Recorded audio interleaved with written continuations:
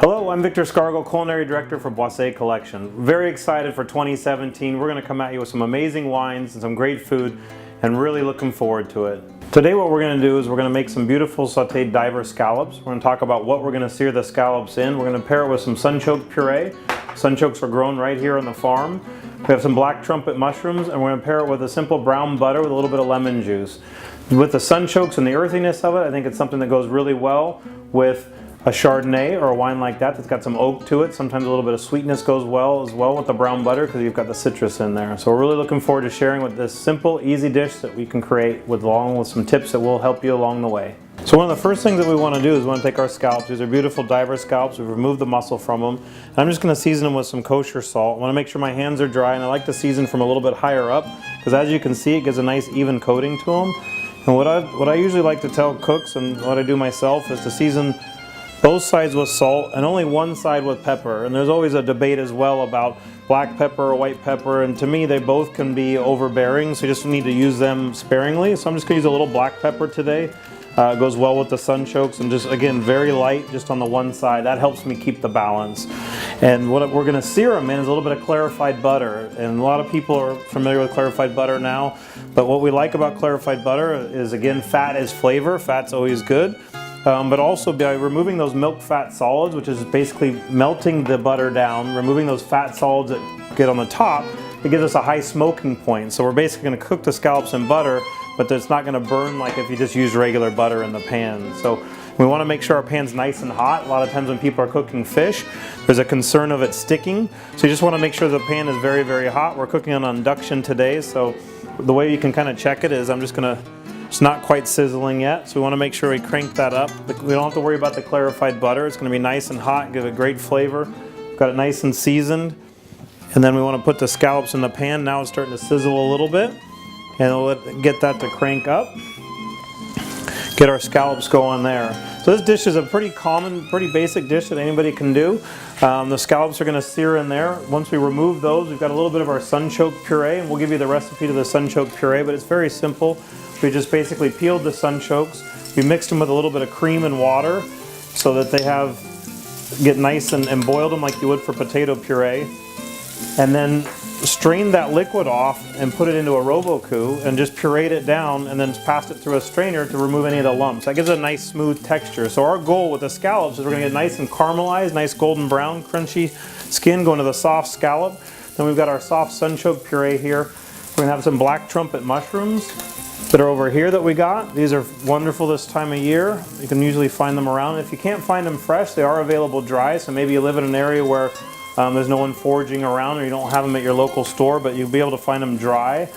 Just kind of a note there, 1 pound dry equals 10 pounds fresh, so keep that in mind when you're buying them. If you see a recipe that calls for fresh, you might need to back it off if you're going to use the dried ones. So our scallops are searing here. Got a nice and hot pan. We've got our sunchoke puree, just a little bit of that. The next thing that we're going to do is take some whole butter, regular butter here, put that in a nice hot pan, and we're going to brown it up. And because we're using unsalted butter, which is what we like to use, I'm going to add a little bit of salt at the beginning. And a lot of times with brown butter, you wouldn't want it to be emulsified. I like to emulsify it, so depending on if you have any dietary restrictions, I've got a little chicken stock here as well that I've reduced down to give it a little bit of protein and body to keep the sauce emulsified. It just looks a little bit better on the plate. So that's all our sauce components there. Got the butter there. And it's important to take the butter to the point where you can start to smell it like a nut is toasting. You want that butter to be nutty flavor, nutty smell to it. And so don't be afraid to take it a little bit farther than you normally would when you're browning it. So how do I know when the scallops are ready? I'm looking at the sides here. You want to start to see the color turn translucent. Got a nice golden brown skin there. That looks really nice. So I'm going to flip it over to the other side. I'm going to turn my heat down a little bit. And they're not going to take long on this side at all. Keeping an eye on our puree. Nice brown butter here. A lot of times too, if you wanted to add some nuts to the sauce, a lot of times we'll add toasted pine nuts to this dish as well. That's kind of a nice thing in there for texture. If you like to put pine nuts in there, or any other kind of nut is nice in there as well. Sometimes we'll also take the sunchokes and slice them thin and make a nice chip to go along with it as well. That way, again, we have not only contrasting textures, we have contrasting flavors as well. So sunchoke puree is nice and hot there. I've got my butter is browning there. Since I removed the scallops from the pan there, I'm gonna now take a little handful of the black trumpet mushrooms, put it right into that same pan where I had the scallops cooking. A little bit of that butter. I'm gonna add a little bit of salt to that as well. Again, making sure my hands are dry. A lot of times you can see that it's stuck a little bit. That's just natural moisture, but a lot of times you go out to eat and your food is salty. That's because a lot of times you have young cooks that have got moisture on their hands. They go to season the food and all of a sudden the salt sticks to it, so they haven't checked that balance. So you want to be careful of that. Make sure your hands are dry when you're seasoning, and season from high above so it gives a nice even coating to it. So you can see the butter is starting to get a little bit of color there. That's what we want. You'll be able to smell it. Not quite there yet on the smell, but that's what we're looking for, is to get a nice nuttiness of flavor there. Well, that's working. I've got our plate here that we're going to present our dish on. Most of the time when you go out to eat, you know, it's hard to keep the food warm when you're entertaining for your guests. Warm your plates a little bit. Maybe you have a bread warmer in your kitchen, put the plates in the oven, something like that, so it allows you to keep your plates warm, because you don't want to have this nice hot food and then put it on a cold plate. So that's something, a little tip as well. I'm going to take our black trumpet mushrooms out of the pan, set them on a paper towel to get some of that excess oil off, and they look great. So the last thing here is our sauce. We're going to be able to go right from the pan onto the plate with our sauce, which is fantastic. That's what we want to do. A little bit more color. Here's our sunchoke puree. And I like to line it just right down the middle, the sunchoke puree.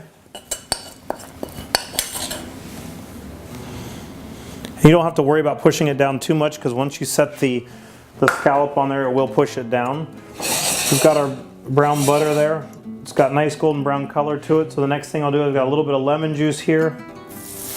Nice sizzle. Once you've added the lemon juice, you want to take it off the heat, okay? Because otherwise it's going to reduce down, and at that point it will separate on you, which is not a big deal, but just for presentation wise, it looks a little bit nicer to have it emulsified or together, not separating like oil and water.